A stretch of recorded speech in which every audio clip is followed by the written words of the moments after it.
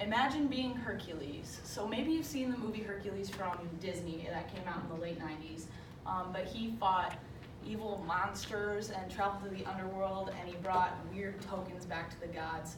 But these were just some of the stories that were told in ancient Greece, and it inspired ancient Greeks to be just like him because he was just immortal, just like they were. According to ancient.eu, he was the most popular figure from ancient Greek myths. And he remains a popular figure in the current day, which is why Disney made a movie about it, because they thought it would be entertaining to the people of today still. So his real name in Greek mythology was Heracles, and a few of the stories that he was known for was killing the Nemean lion, which he's actually wearing in this picture. He also killed Hydra, which was one of the monsters that grew a new head back every time you chopped one off. And some of the things that he brought back to the gods were a Cretan bull, mares of the Diomedes, and Hypatos girdle. So those all sound really weird, which is because they're all Greek names. So why am I telling you this? Well, today I want to talk about Greek mythology, which was a form of entertainment for the people of ancient Greece, but they saw it as completely real, and it explained everything in their life. They were passed on by word of mouth, and weren't actually written down until Homer wrote them down as the Iliad and the Odyssey. Today we see them as metaphors for teaching, and History.com says that they were an important part of everyday life for Greeks and explained religious rituals, weather, and it gave meaning to the world around them. So inside of these myths, there were themes. So they talk about lessons of pride, heroism. Both of those were encaptured in Hercules' myths. It also taught children right from wrong. It explained the world around them. It also talked about intelligence. Did I hear that right? Okay, so now I'm going to talk about the realms inside of these myths.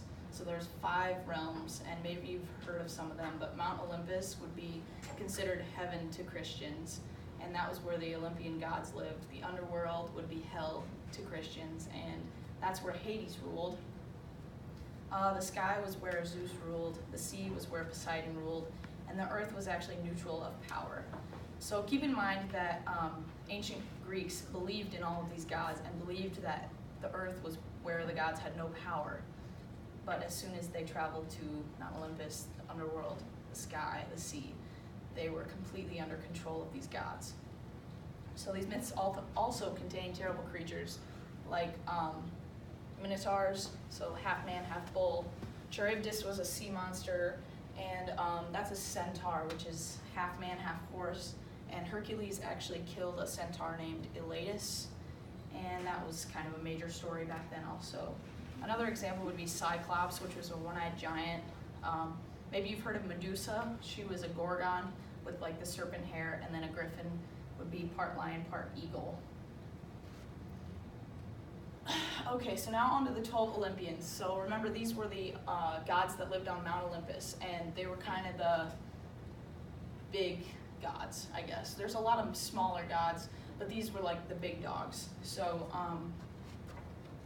there's Zeus, which was the king of all, and he ruled the sky, which I said earlier, but he was also able to control the weather. And then Hera was his wife, I guess, but she was the goddess of marriage and women. Poseidon was the god of the sea. Aphrodite was the goddess of love. Apollo, the god of knowledge. Athena was the goddess of wisdom. And according to Britannica's website, the myths of the Greeks have remained unrivaled in the Western world as sources of imaginative and appealing ideas. So today, the myths show up a lot, and also other forms of mythology. Maybe you've heard of Nike, I'm sure you have, but that's actually a Greek goddess of victory.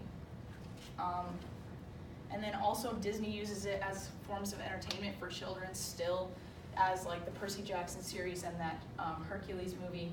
And maybe you don't know this, but a lot of Renaissance art and painting, ceramics, poems, literature, all came from Greek mythology. And then the US Apollo space station was actually named after the god Apollo. And all of these things in the present day help us to understand these stories better. And everyone believed and worshipped in the gods back then because they saw them as being real. But today, they praise them for their characteristics and powers.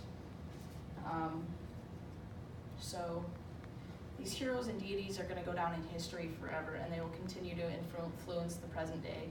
And I hope these myths are more interesting now, and you can better imagine Hercules and Zeus and all of the monsters inside of them. Any questions?